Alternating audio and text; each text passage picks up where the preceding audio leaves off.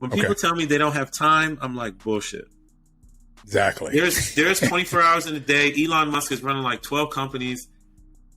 For me, my prime time was 4 a.m. to 8 a.m. I was always working on a side hustle. I was always working on real estate at that time. 4 a.m. to 8 a.m., that's 4 hours a day, 5 days a week. That's 20 hours a week, 80 hours a month, 960 hours a year. That's 5.7 weeks you've created. You've created a month and a half if you just get your butt out of bed and work from 4 to 8. Or if you work that's it. 6 to 8 and then an hour at lunch and then an hour in the car on the phone. Create the time. If you add 2 more 4-hour blocks, you've created 2 full months of time. So don't tell me you don't have time. You don't have time. You don't lack time. You lack commitment. You don't want it. Right.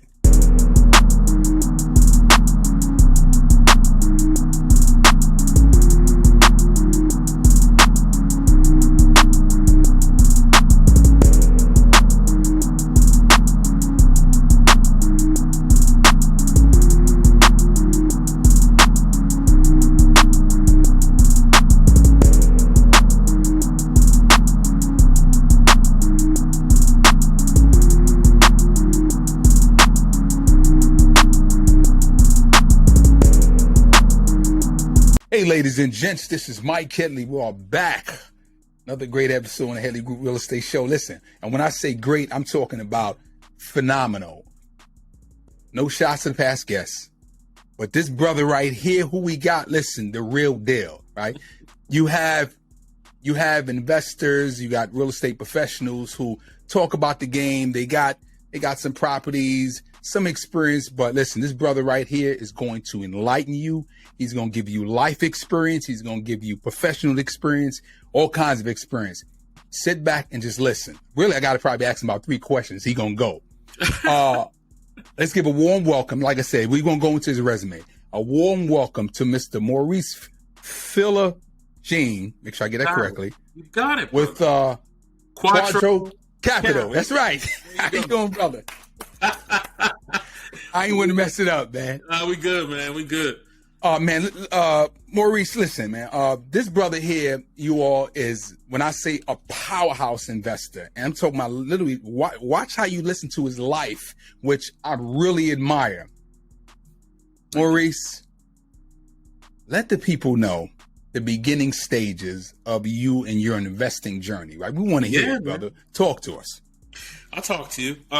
You know what I'm going to do? I'm just because I always go against status quo, I'm going to start at the end because I think it's relevant. And the end, which is today, I'm 47.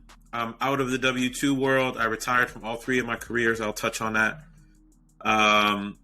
And I was, I'm 47, out of the W-2 world. I retired from being a senior executive at a global consulting firm called Accenture. I was there for 25 years. I'm very grateful to them. They hired me right out of college. I was also in the military, lieutenant colonel in the Air Force. My career field, I was a federal agent. So think NCIS, but the Air Force's version of it. I was a federal agent for 22 years. And then I was a street cop in Maryland, just outside D.C. for 15 years.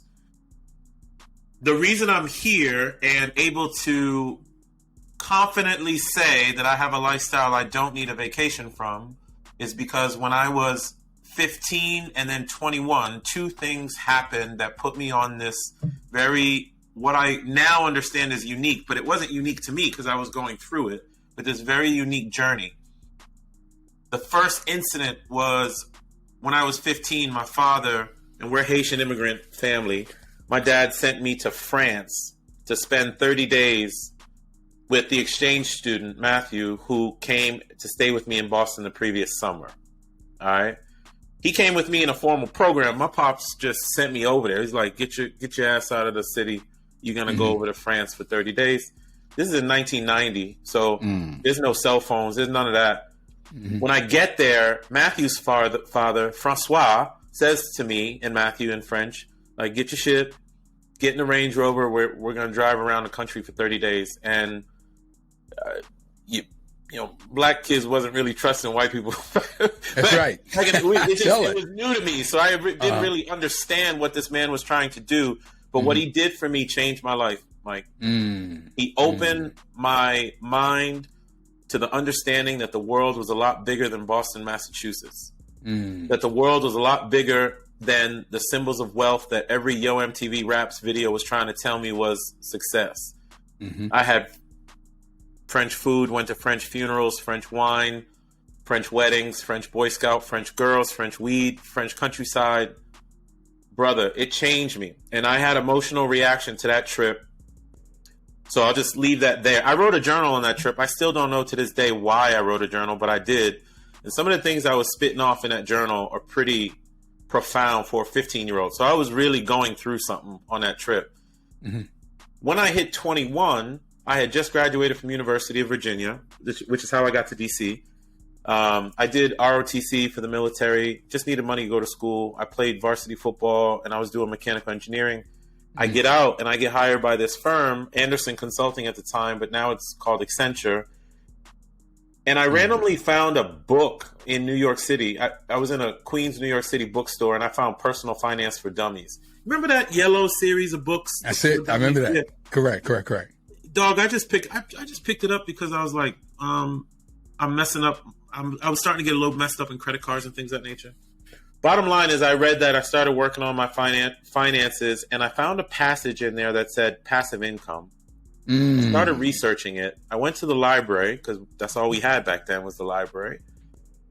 And something clicked. And this is what sparked my entire real estate entrepreneurial freedom journey.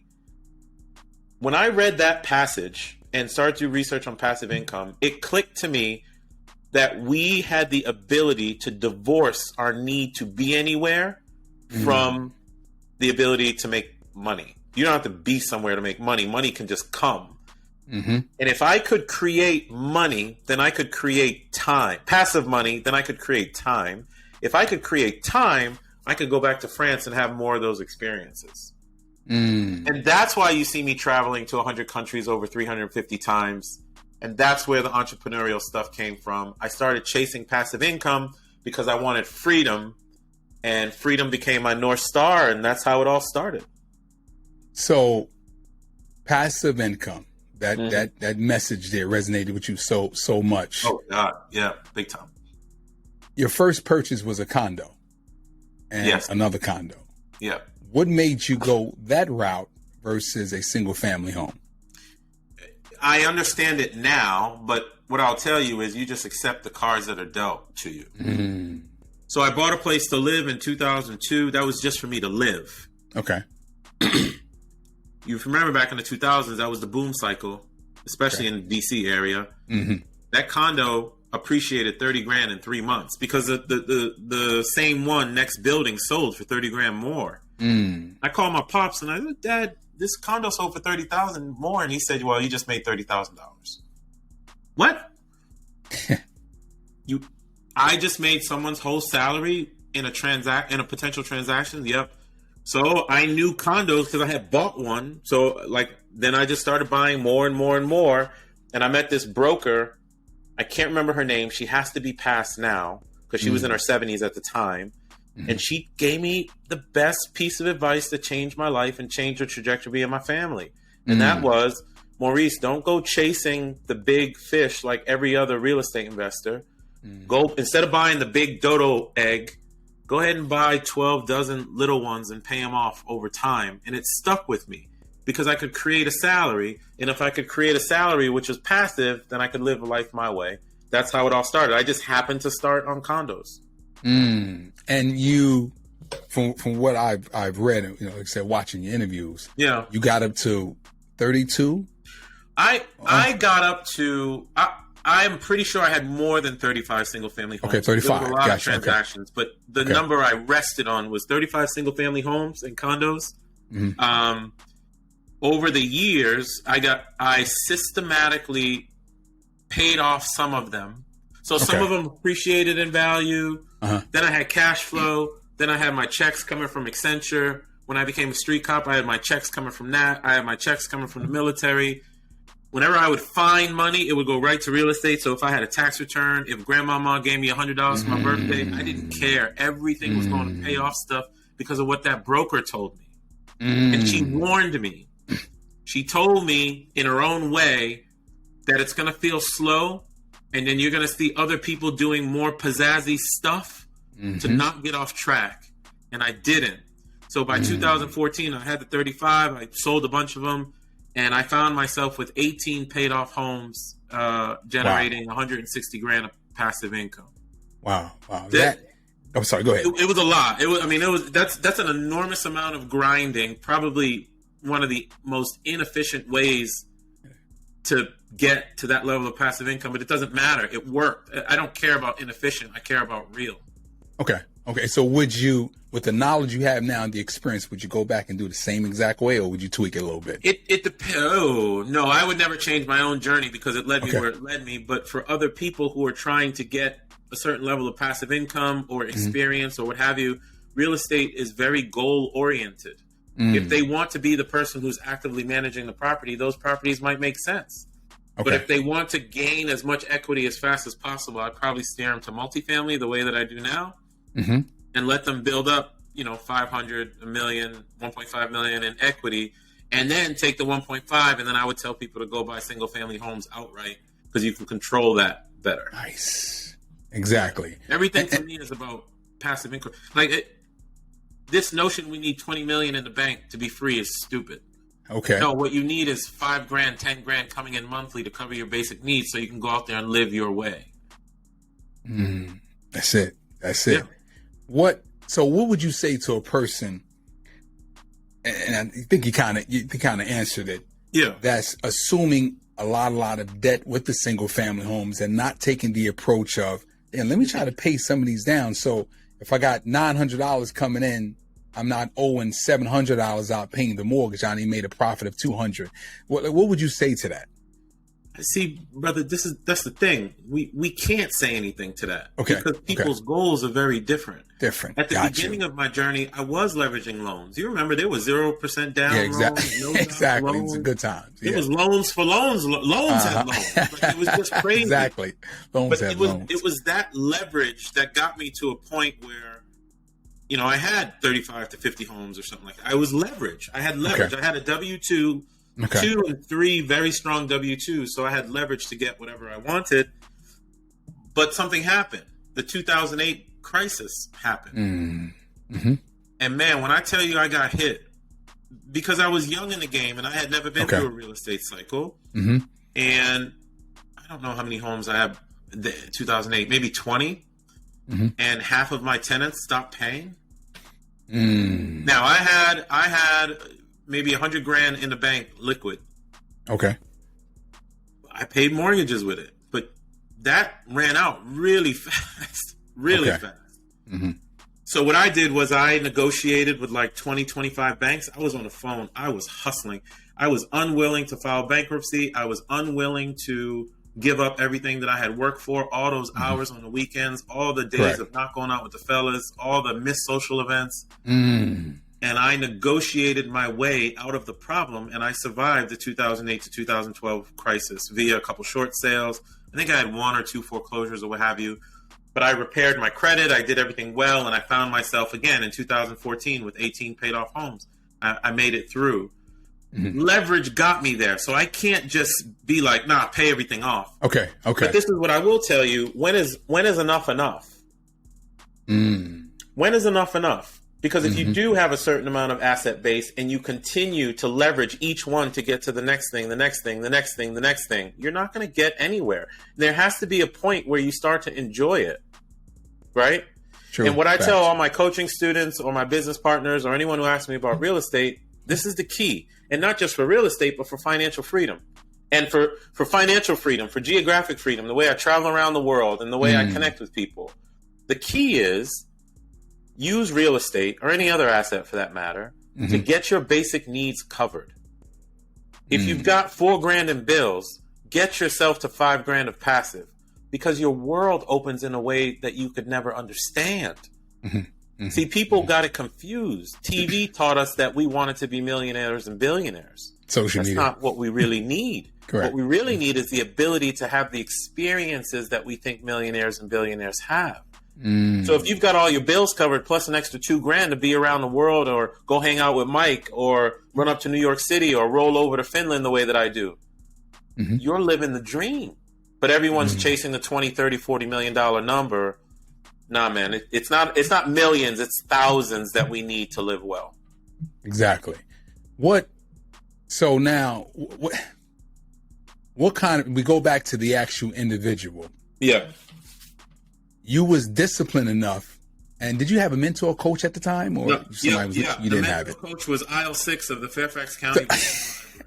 I love that. I love it, right? Because now you get so many people say, I need to have a mentor coach. Now you got Amazon, you got Barnes and Nobles, go read, pick up a book. A person who doesn't have that discipline to say, like you said, when is enough? What advice or suggestions would you give them? There's a great book called Die with Zero by Bill Perkins. I recommend that book to people because what Bill explains is something that I knew but could never articulate. That one of the true purposes of life is to build experiences, to have experiences all over the place. And if we're constantly chasing more and more, to me, that's more and more is the thing that's been killing people, especially in the United States for a long time. We are consumers. This used to be a production society. We're a consumer society. We just keep buying stuff. We want the next thing, the next look, the next car, the next investment. 20 to 30 years of formal education has taught us to act a certain way. You and I are going to go into like the corporate world, and we compete with each other. We compete with our peers for this title, the executive vice president title. That happens in the real estate space too, because you see somebody who has 1,000 units under management or owns 1,000 apartments, and in your brain you're like, well, I can own 1,000. Well, now that person owns 2,000. Now I'm going to go own 2,000. Now that person owns 3,000. And what I'm telling you is, it will inevitably get people in trouble from my perspective, because what they're doing is chasing a status. They're not chasing a purpose, right? Great point. Once you have the purpose of why you're going after this real estate, some people don't need, 2,000 units like I have. They just might need 2 or 3 to generate $4 or $5 of passive, and they move to Thailand, or they move to Alabama, or they move to Indiana, and they live, and you get to plug into planet and Earth as intended. The chase for more keeps messing people up. That's right. Right? So that's what I would say on the going after more. And, when you have the ability to pay down mortgages, like I have large real estate now, but every time I sell a piece of real estate, I am typically paying something off. I'm starting to scale back a bit. Okay. Yeah. We dived in because I'm going to talk about the traveling all these different countries. We talked about the residential piece. Yeah. What was the pivotal moment to say, okay, well, this residential thing, I got it, but let me transition to multifamily? Oh, but this is what I mean. When you have enough money to cover your basic needs, you start to realize that life was never about money in the first place. Because when that 160K was coming in and my basic needs were covered, it's not that I just unplugged from the world. I started to realize that just the same way we press repeat in the corporate world and we feel like we're in a rat race and all that type of stuff, that happens in the entrepreneurial space as well. I was pressing repeat on this single family. I was doing it well, but I wasn't learning anything.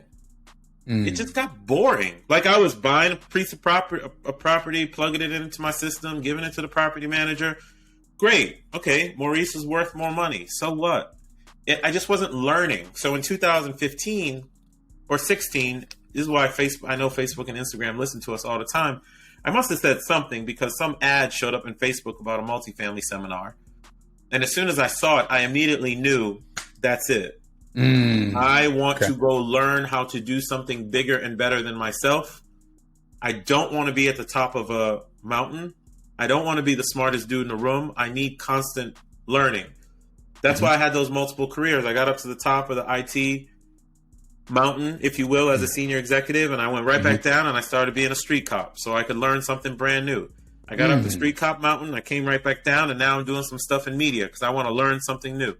And it was no different from multifamily real estate. It's just that I wanted to learn something new, and I'm very good at doing and course correcting along the way. I don't have much analysis paralysis. And, you know, here I sit, right? I did 8 multifamily deals with me and one other person. So it was just kind of like trudging my way through. It was not easy. My first multifamily was a mobile home park. Okay. But since 2020, when I formed Quattro Capital with 4 other partners, we've done 30 apartment complexes together. Nice. And then now I'm developing real estate overseas too. So it was a shift of like, it wasn't about money actually. It was, I gotta learn something new. And then once I realized that I could do more with multifamily and the scale of it, then I realized I could help people do my single family journey to financial freedom, but way faster. It had a purpose to it. So it was easy to make that shift. Are you looking for a real estate brokerage to help you buy or sell your property? The Headley Group Realty is here to assist you with that process. We also hire brokers to join us and give them the best training and mentorship, leading to a great office atmosphere and an attractive commission structure. Our goal is to show homeownership at the highest professional level and empower the real estate business. If you're interested in buying or selling your property, visit www.theheadleygroup.com or call us at 336-904-6212. We look forward to partnering with you.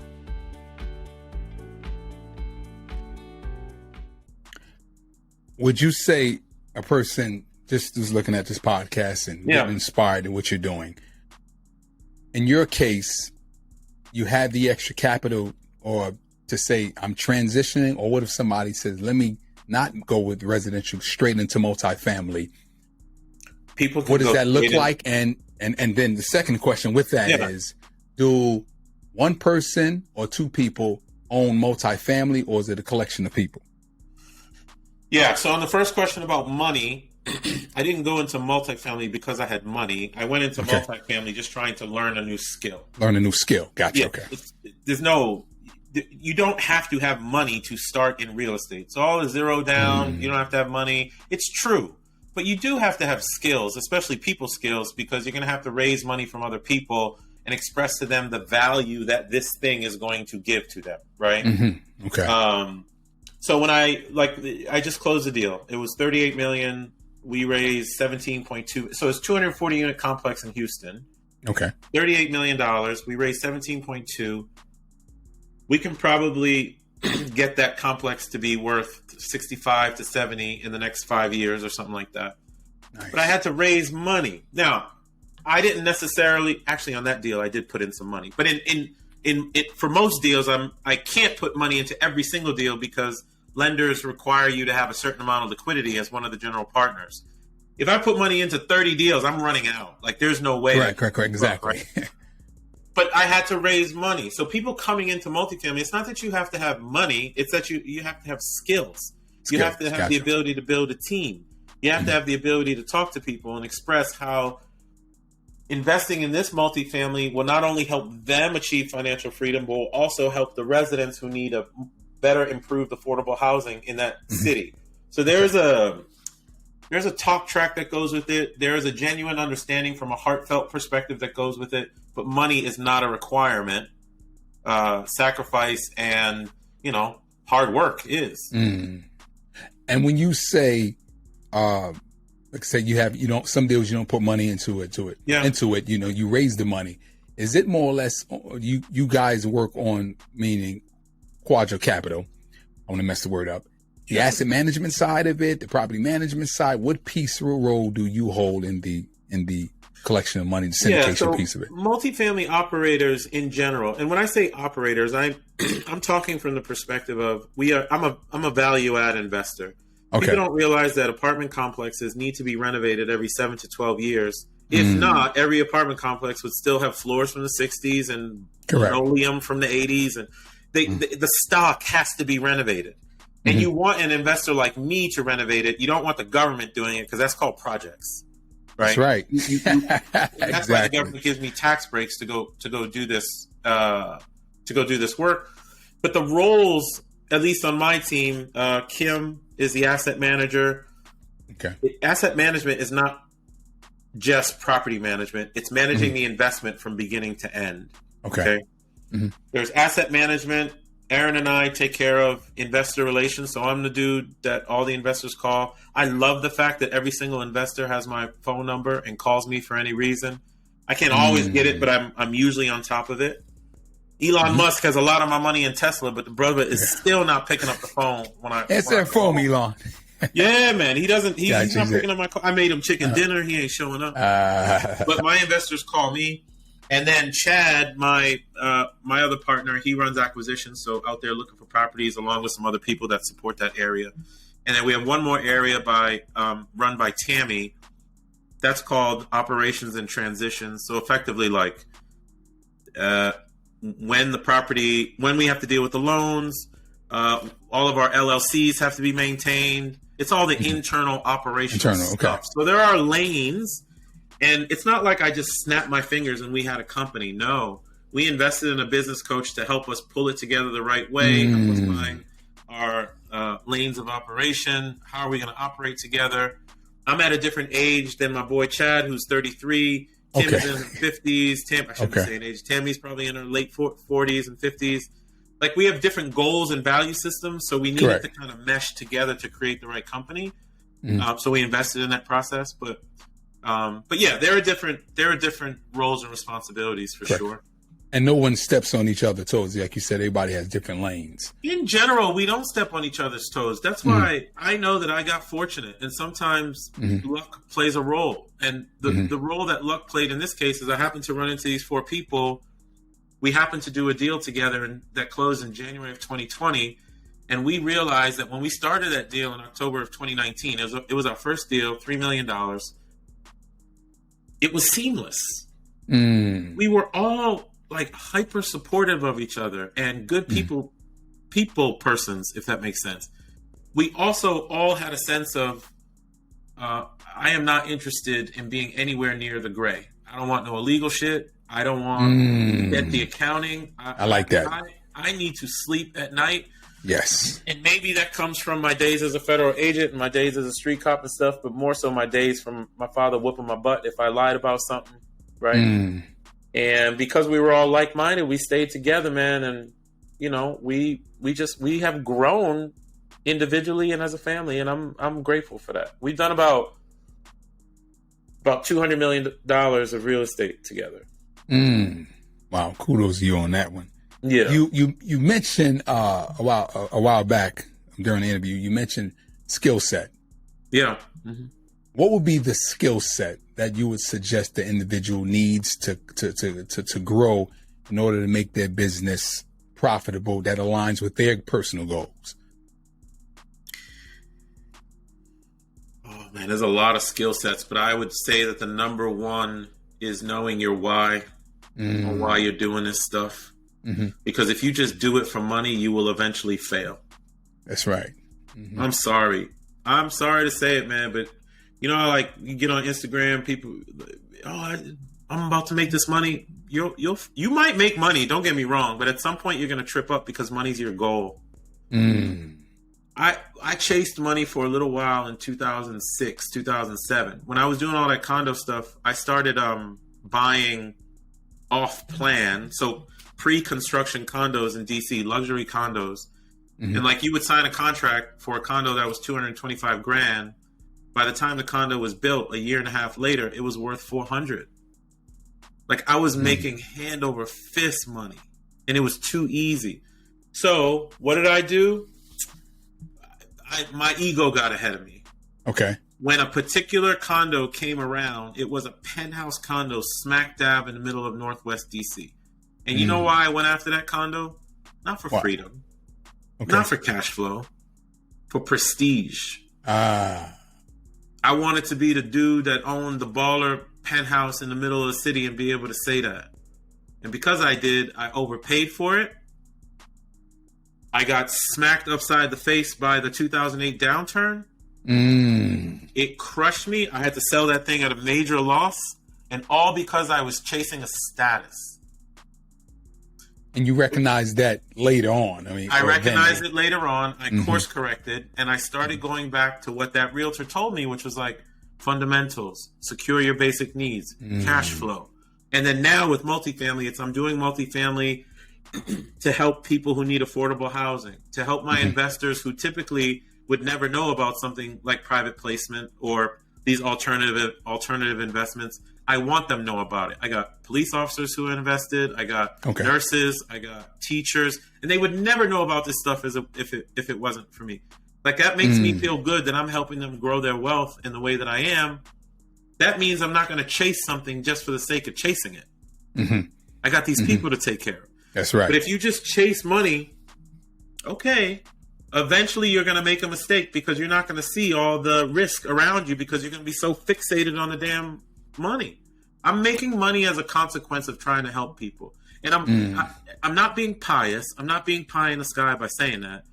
I am literally making hand over fist money because I'm more interested in helping people, but the money comes as a byproduct of doing right by people. That it gets me to transition to. Yeah. I'm glad you mentioned, far as they have to know their why to get that skills built. And I heard you mention this on another podcast, but we gotta let our audience know. Tell me about the productivity pyramid. Give me your thoughts on that, brother. Let the people hear that. I will tell you about the productivity pyramid. It's something that was taught to me by a coach, and it's something that I live by. And it is the last time management tool I will ever need. So if you imagine you have a pyramid, I wish I had it up on my wall. But if you imagine you had a pyramid, at the bottom of the pyramid, it's brown. One level up is light green. One more level is dark green. And the top is gold. Okay. Unfortunately, status quo has us living in the brown and the light green. The brown, this is in relation to your goals for life or goals for freedom or goals for your family. The brown stuff is just garbage time. It's low or no value time. It's nothing. It's death scrolling, social media. It's binge watching Netflix. It's even going out to the bar with the fellas who, frankly, they were in your life for a season, but you keep holding on to them. That is brown time. And not only are you hanging out with the wrong people, you are also spending $200 of money that you could be using to save for a down payment for a piece of real estate. That's brown time. Okay. When people are like, "Oh, I don't have time," really? How much are you spending in the brown? The light green time is the stuff that we have to do, but it doesn't have an enormous amount of value. And the idea of light green time is that you should outsource it, eliminate it, or automate it. So light green time for me was opening mail. I got to do it, but I got 900 pieces of mail that's coming in relative to all my businesses and personal life. It's taking me 45 minutes a day. That's ridiculous. So I automated it. It all comes to an online interface now called Earth Class Mail. No mail shows up at my house. I can pick up this laptop phone, go to LA tomorrow where I'm going, or go to Puerto Rico on Monday where I'm going, and I can just log on and I can see my mail. I automated it. But other things I will eliminate it, right? I got rid of all the junk in my house that causes me time. I have a cleaner who comes to clean the house. I have someone who mows the lawn. From a business perspective, I will not walk to a branch of a bank to go sign a document so I can wire money.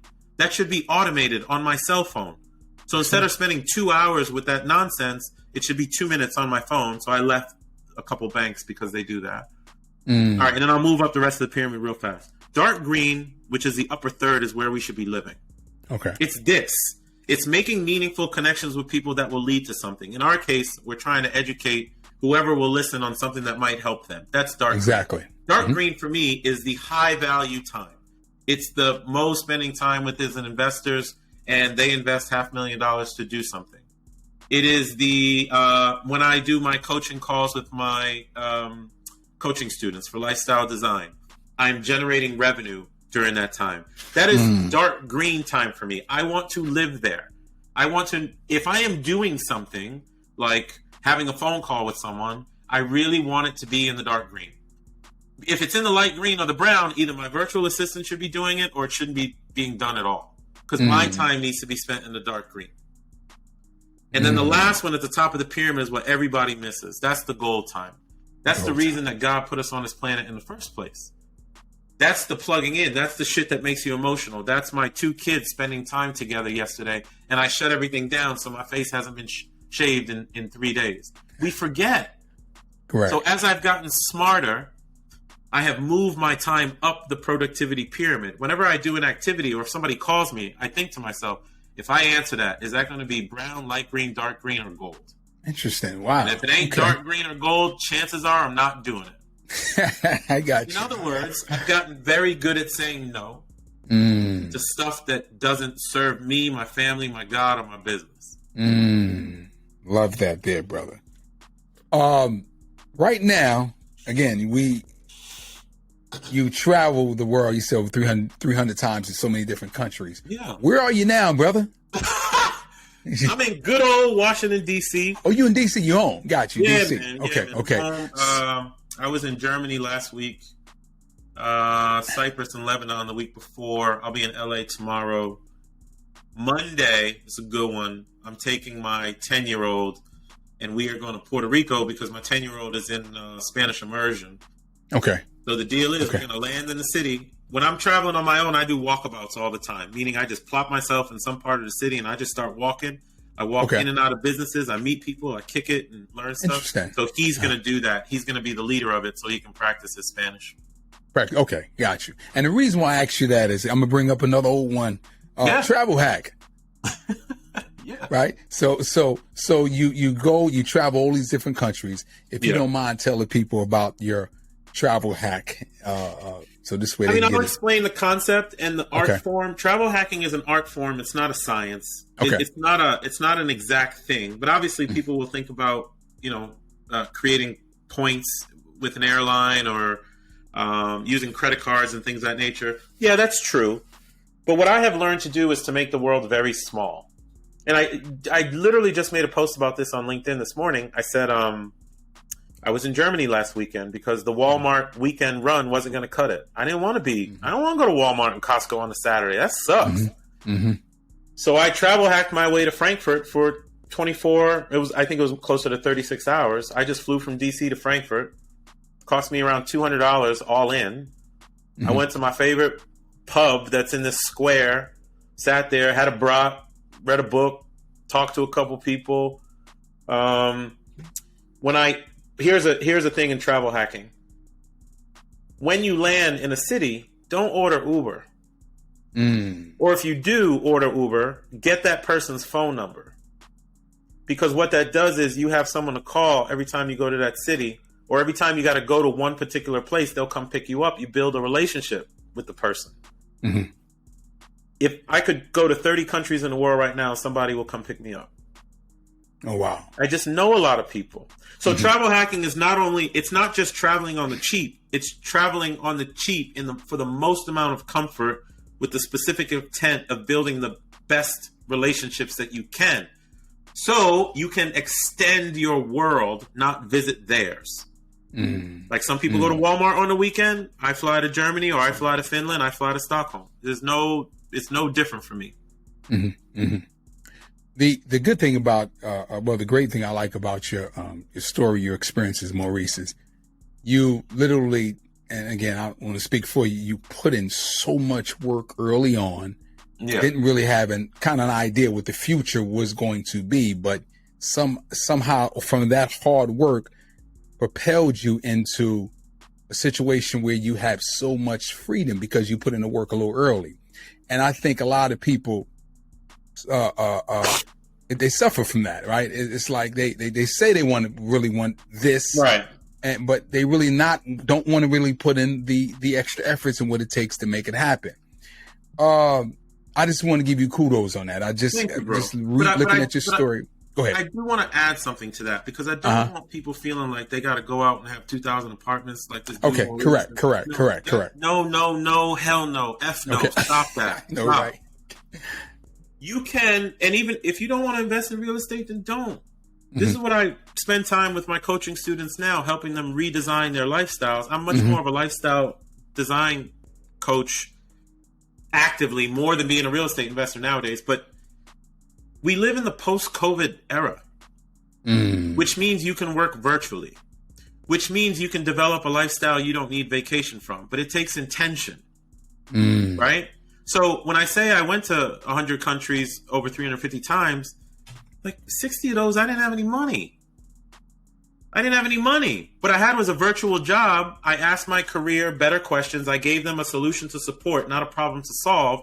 I created a role by which I was virtual and that I could work in 12 countries around the world.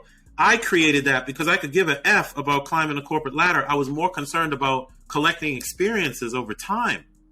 I created the lifestyle. So when people are like, oh, I can't do that, I don't have enough money. And you know what that is?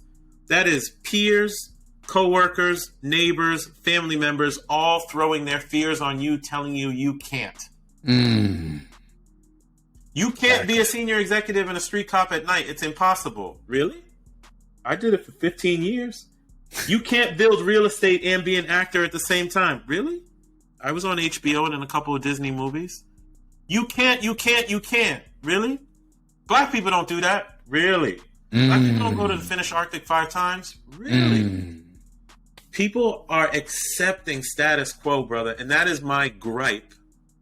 And when you see me talking like this in such a forceful manner, and it's not intended to be like, oh, he thinks he has it all figured out. No. Oh, I get it, brother. I like it. Yeah. I want people to grab life by the damn balls and go live. Stop accepting other people's definition of what you are supposed to be and create your own. That's right.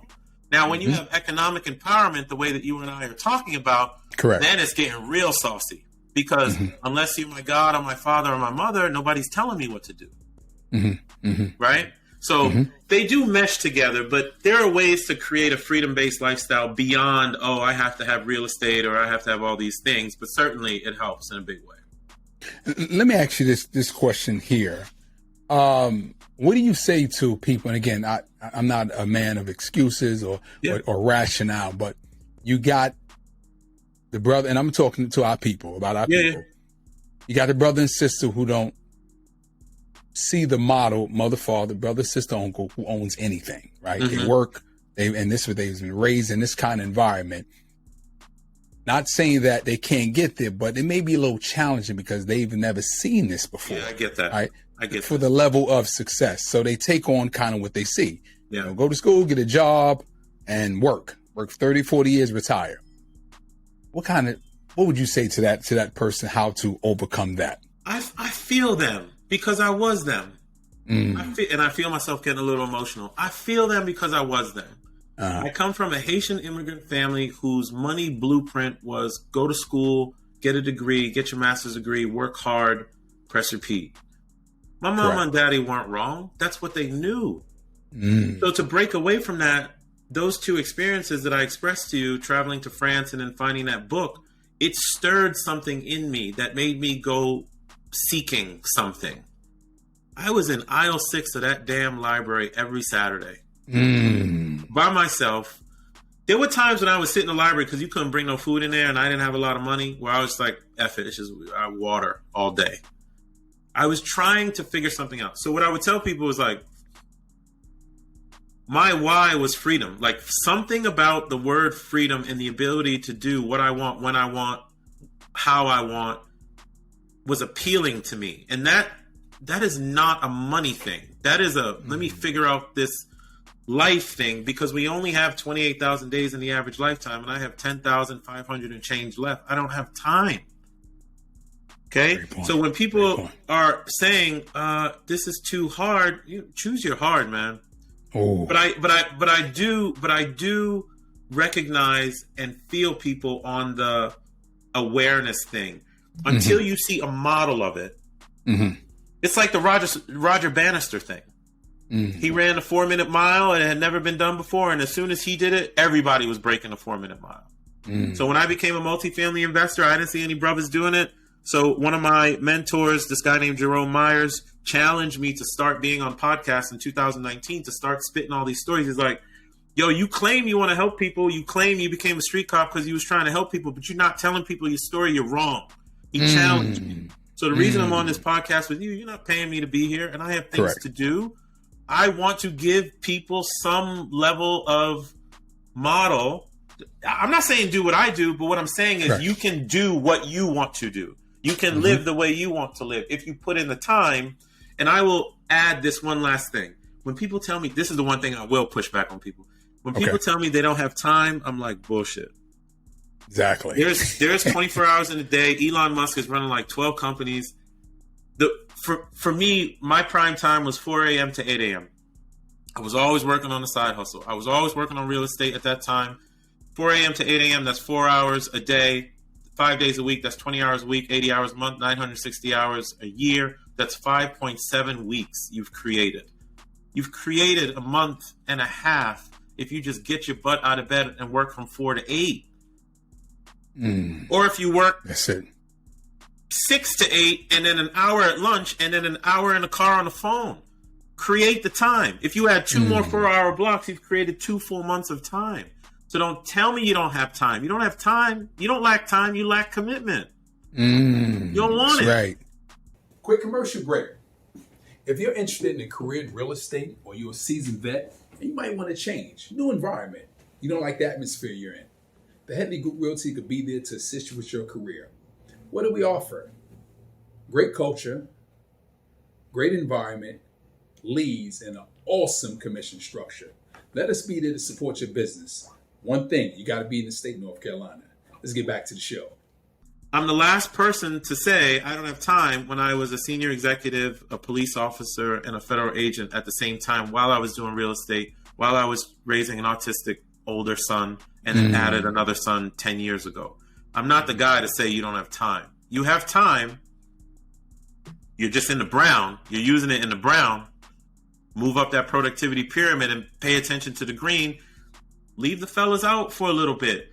Even in the corporate world, I stopped going to networking events. I had no interest in climbing the corporate ladder. The networking events was stealing 4 hours of my time because at 5 o'clock, everybody was going to the happy hour. What am I doing here? I need to go home and read another book and then make a phone call and do a deal on the weekend. Why are we chasing someone else's definition of success? Great. I can kiss someone's ass and get a $40,000 raise. I got that. But if I go home and read 2 books, I can do 1 real estate deal and get a $40,000 raise. I want that. That's it, brother. That's how I ran my life. By the way, corporate wasn't bad. It's just that the way people are leveraging it is bad. Gotcha. Corporate's not bad. The 9 to 5 is not bad. How we leverage it is bad. Listen, ladies and gents, let me tell you something. This brother right here, you heard it, right? Asked him 4 or 5 questions and he went. Story's remarkable. Maurice, brother, thank you. Like I said, thank you on behalf of the Headley Group Real Estate Show, the audience. Hopefully we can get you back real soon. I know your schedule's tight. I'll put a message out there early so we can get you back. Brother, we ask every guest 2 quotes, 2 golden nuggets, whether it be a book, scripture, quote. Like I said, you literally gave us hundreds of golden nuggets, but give us 2 good ones, book, scripture, quote, and let me know. I think brother, you went out on me just now. No. I'm here. I was turning around and looking at my gotcha. my list of principles that I follow to see which one's most appropriate. Okay, but yeah, go and give it to us.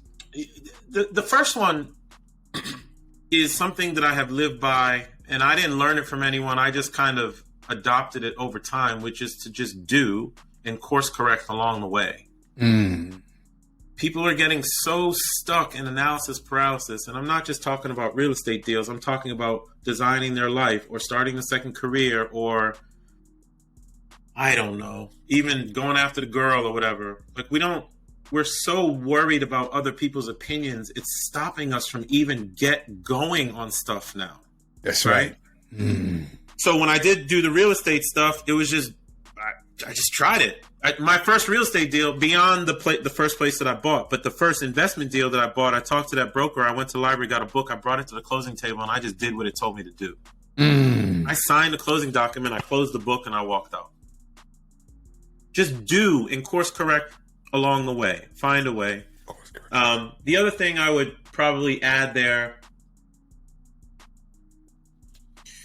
I think a lot of people want to figure something out, add a second career, maybe even leave their brick and mortar virtual jobs and brick and mortar jobs to work a virtual job, but like my company doesn't do that, so I'm just not going to do it. Correct. Oh my God. What's happened? People will accept a blocker to their life dreams and just not overcome the blocker. That's it. It's just a problem. So define what the blocker is keeping you from going there. And if it's something like, well, my company only allows people to work in the office or in the country, then present them a solution that they cannot refuse rather than a problem that they need to solve. Both of my employers, when I wanted to be a corporate exec and a street cop at night, I got them to both change policies internal to support it. Okay. I wanted it so bad because for some reason my childhood dream was to be a street cop because I wanted to be that brother that was doing right by people in the local neighborhood. And I was making hand over fist money in corporate, 6 figures. I'm like, all right, well, I'm going to quit. I'm going to go make $50,000 as a police officer. I wanted it that bad, but I found a way to do both. And that's because I presented solutions to both of them that they couldn't refuse. They signed off on the secondary employment. And for 15 years, I lived my dream as that brother, that street cop that was doing right by the community, the guy that everybody calls. I've been gone almost 2 years, and I still have shop owners calling me. Wow. Yeah. Stop that, man. Present a solution that people can support rather than a problem that I don't know what to do about this. Well, you're making people work for you. You do the work, Correct. present the solution, and let people accept it and support it. There it is, ladies and gents. Like I said, Maurice Philogene. Again, this brother dropped so many on us. Again, I'll be watching this episode several times because there's so many nuggets that he dropped to me. Listen, we want to thank you all for being part of the Headley Group Real Estate Show. We ask you like and subscribe and continue to support. And Maurice, thank you, brother, for being part of the show. My pleasure. Thank you for what you do. Thank you for educating people. Thank you for giving people information that will give them a chance, especially brown and black folk. And I'm positive about my community. These are just things that we was, at least in the 70s and 80s and 90s, no one ever told us. We didn't know. So for someone like you who looks like us to put that kind of information out there, that's why I show up, because we can help somebody change something somewhere. So I'm grateful you would even let me come on to be a part of that. Listen, brother, thank you. And again, we'll see you all next time on Headley Group Real Estate Show. Hold on, Maurice, I'm going to wait. We'll see you all next time. You all take care. All right, so Maurice, this is all I want you to do. I'm going to jump out the shot. If you can say, hey, my episode is dropping, which it won't be this Thursday. Hey, my episode is dropping this Thursday on the Headley Group Real Estate Show. That helps me out with the promo, okay? Yep. My episode is dropping this Thursday on the Headley Group Real Estate Show, okay? All right, so. Hey, what's up, fam? Oh. I was going to do the countdown. 5, 4, 3, 2. Hey, what up, fam? This is Maurice Philogene. My episode is going to drop on the amazing Headley Group Real Estate Show this Thursday. I hope y'all come and listen. It's going to be a burner. Thanks a lot, brother, on that. So, look at another note. I'm getting you about 3 or 4 minutes. Yeah. What would you suggest kind of on my side? I don't want to buy them on single family, right? Even though I see them, I'm like, damn, I want to get one. But I want to get multi-family. I've been to Rod Khalifa courses. I've been to 2 or 3 of them conferences. All of them are real helpful, but just to be honest, sometimes my antennas go up. I've read several books on far as I was like, should I be a sponsor? I try to do this, but I'm not versed on that. So let me go in as a limited, I guess, Have you partner. gone in But as an LP yet? yeah, say again. Have you gone in a deal as an LP? No, I have not, but want to be a part of something. So, but my trust factors, So. Well, okay, so that's the due and course correct. So Okay, course correct. The what I didn't say during the interview was the first multifamily deal I ever did. I invested in somebody's deal. Okay, It was a brother who was from the Air Force. That was enough for me to generally trust him, and I got to a point where I was like, "Fuck it, like here we go." Correct. Okay. That $100,000 turned into $230,000 in 18 months. It turned to how much? 18 months. $200,000. $100,000 turned into $230,000. So I made $130,000 profit. Nice. That's okay. not that's good, but that's not the biggest part. What was the biggest part was exposure to the process, understanding the subscription agreement, the property placement memorandum, also understanding how they communicate to investors while a deal is moving, what is happening with renovations, repairs, and things of that nature. They were absolutely terrible.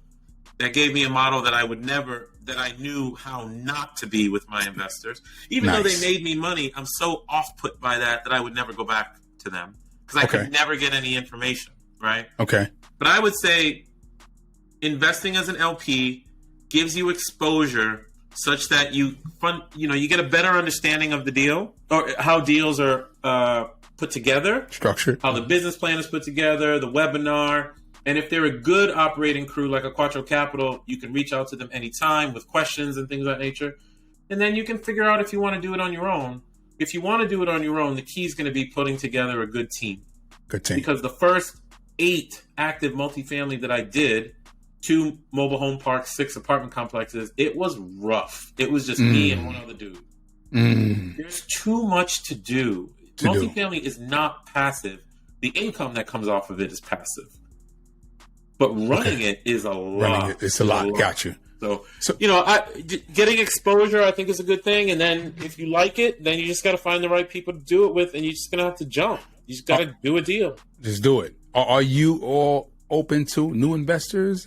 Oh, yeah. Quattro Capital? We have a deal now.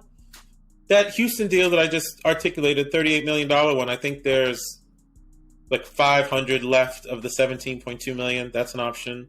But we have deals coming around all the time. And what's the dollar amount, the minimum someone can invest? Usually 100. Usually 100 grand. But we let people in for a little bit less if it's their first deal and they want to kick the tires and all that type of stuff. Okay. Perfect. Okay. So any kind of way, if there's an interest, do I reach out to you or? Yeah, just hit me up, brother. Hit me up. Okay. I'll email you in a second. Throw my cell phone number in your cell phone. Please. Yes, brother. Yeah, I like that. Send me a text. Dude, I love this stuff. I don't know if it comes across, but man, shit. Yeah, hit me up. And the reason why I said it, brother, because you'd be surprised. I hate to say this, but when it comes to us, some of us, when we get a certain stature, is like, talk to my assistant. You're here. So can I tell you something? Can I tell you something?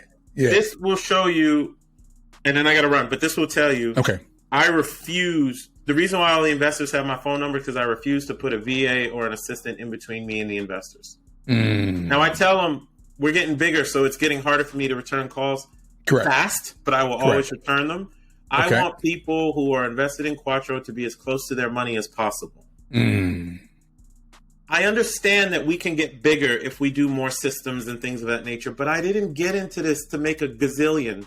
I didn't get in this to put my name on the side of the building and call myself the shit. Nah.